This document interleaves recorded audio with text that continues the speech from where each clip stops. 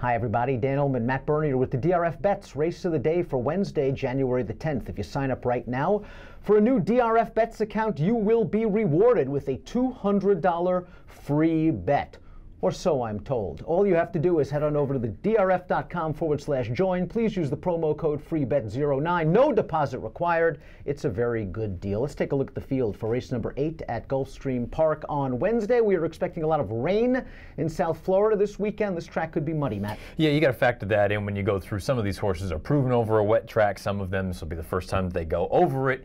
I think it is worth noting these sprint races, you know, everyone just seems to think Gulfstream, Gulfstream, speed, speed, speed. Sprint races, you've been able to make up some ground if you're good enough. Head on over to the Race of the Day event page on DRF.com. Download your free Formulator past performances and handicap along with us as we take this field in post-position order. Beginning with the number 1, Blind Ruckus, 1 for 21 lifetime, lots of seconds, underneath only. That's kind of the way that I would look at it, and that's even being kind. This is a horse, like you say, 8 out of 21 running second. This is a horse only victory, gate to wire fashion. It is worth noting the only time this horse won, this was the move, going turf to dirt, going back in distance a little bit, so maybe you want to factor that in. To me, this is a horse that I would not use. We'll be facing cheaper horses than the last time he set foot on the dirt. That was a race 2 starts back where the 8th finisher came back to win with a 55 buyer against 6,250 open claimers. Fits at this level, like you, very dubious about whether he's going to get up to win this race considering his 1 for 21 lifetime record. The number 2 is African Chief, and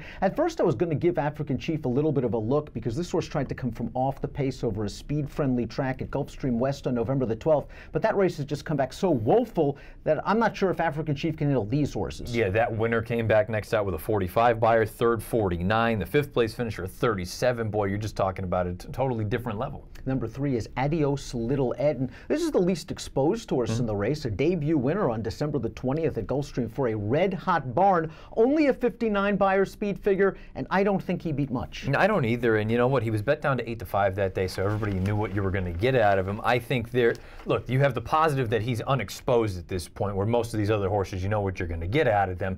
He's going to be forwardly placed. I think he's going to see speed like he's never seen before because he only started one time. Number 4 is Jersey Street, a horse that's pretty solid in the high 60 buyer range, only 1 for 14 lifetime, but it's going to make his second start of the form cycle. This horse has a nice tactical gear, goes out for a good trainer in Michael Tomlinson. Would not be a surprise, especially since his lone win came over a wet track. Yeah, I think that's a major positive for him. I will note, though, that one win came gate to wire fashion, and we talk about it, and we'll get into the pace projector in a little bit. It just seems like I don't think he has the kind of speed to make the front. And if that's the case, I think he might be up against it. I think the 5 Midway Play is a main contender in this race, coming off of a career best buyer speed figure effort, and that race came over a muddy track. There should be some pace in this race to set him up.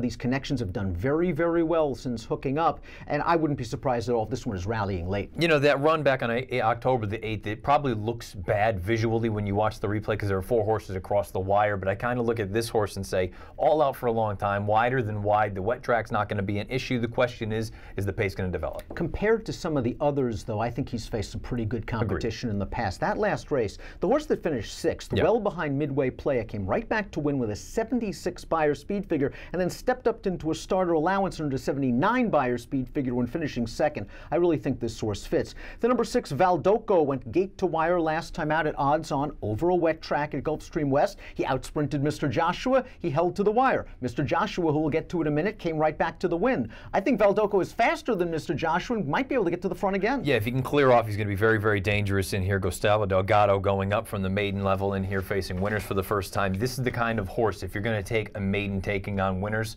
this is the kind of spot because the winners that you've seen so far, nothing to write home about. Speaking of Mr. Joshua, we'll take a look at the Timeform US pace projector for our Wednesday race of the day. And our friends at Timeform US believe that Mr. Joshua is slightly faster than Valdoco. I'm not sure they want to get into a cutthroat speed duel. This was earned an 80 buyer speed figure last time out. I really thought he took advantage of a speed favoring track that day against questionable competition. That being said, if you believe the 80 buyer speed figure and he's able to run that back, he's somewhat of a contender.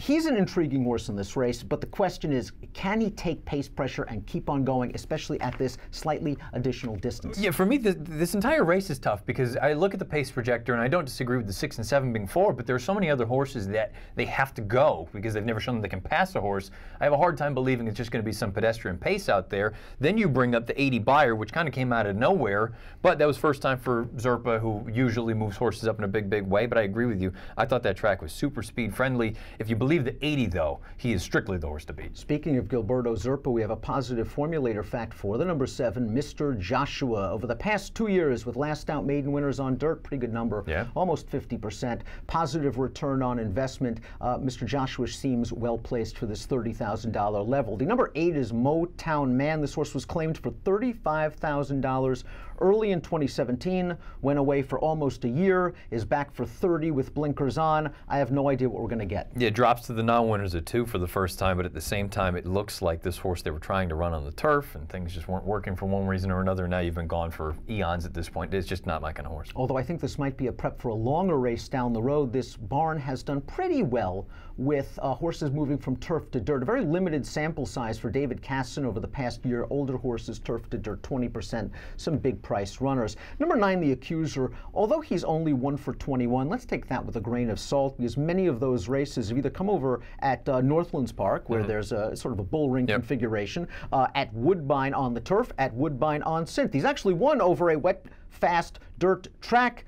I think the Accuser could take advantage of a pace at 6-1. Yeah, like you say, he's proven over a wet track, so that's something that you don't have to worry about. The concern now is, what are you going to get for this horse going back down to South Florida, which he's never run on a racetrack like this. We know Gulfstream can be a little bit horse for course. And that's really the key. Can he stay within range early, going 6.5 furlongs? He doesn't seem to have any sort of speed on the Tapeta, but I like what he's done from a figure standpoint. He's not too far off from some of the main contenders in this race. Pick time for race number 8. To me, this is really not a win situation. I had to make a pick. I think Mr. Joshua can sit just off Valdoco and maybe power home. I wonder if Zerpa has finally figured this horse out. Consider he's 6 years old. He's only raced 6 times. He's obviously had some physical problems, but I'm not playing Mr. Joshua to win at pretty much any price. I want to get alive into any kind of multiple race wagers with 3 horses: the 5 Midway Playa, the 7 Mr. Joshua, and the 9 the Accuser. Yeah, I kind of look at it. I think the Accuser, for me, he's the kind of horse maybe I key underneath, thinking that he's going to come along with a run. Midnight Playa, I just kind of feel like if this thing heats up, which again, maybe the pace projector doesn't suggest that it will, but I think it's going to be a little bit hotter than they do.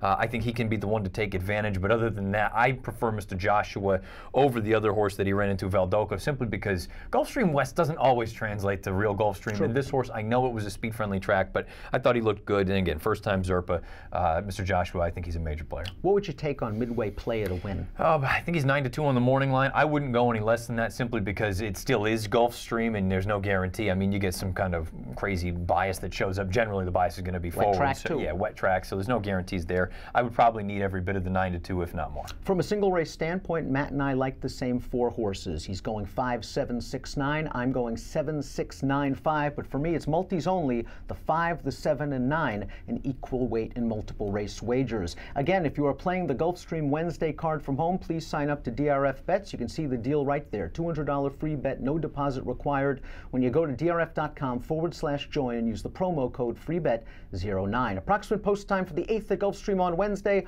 4:06 Eastern. Best of luck.